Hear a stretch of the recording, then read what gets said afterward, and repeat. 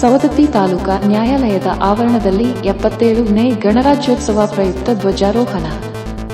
ಸವದತ್ತಿ ತಾಲೂಕಾ ನ್ಯಾಯಾಲಯದ ಆವರಣದಲ್ಲಿ ನಡೆದ ಗಣರಾಜ್ಯೋತ್ಸವ ದಿನಾಚರಣೆಯ ಪ್ರಯುಕ್ತ ತಾಲೂಕಾ ನ್ಯಾಯಾಲಯ ವಕೀಲರ ಸಂಘ, ತಾಲೂಕಾ ಕಾನೂನು ಸೇವಾ ಸಮಿತಿ ಸಹಯೋಗದಲ್ಲಿ ಮಹಾತ್ಮ ಗಾಂಧಿ ಹಾಗೂ ಅಂಬೇಡ್ಕರ್ ರವರ ಭಾವಚಿತ್ರಕ್ಕೆ ಮಾಲಾರ್ಪಣೆ ಮಾಡುವುದರ ಜೊತೆಗೆ ಗೌರವಾನ್ವಿತ ಹಿರಿಯ ಶ್ರೇಣಿ ದಿವಾಣಿ ನ್ಯಾಯಾಧೀಶರಾದ ಶ್ರೀ ಸಿದ್ದರಾಮ ಟಿ.ರವರು ಧ್ವಜಾರೋಹಣ ನೆರವೇರಿಸಿದರು. ನಂತರ ನೆರೆದಿರುವ ಎಲ್ಲರೂ ರಾಷ್ಟ್ರಗೀತೆಯನ್ನು ಹಾಡಿದರು.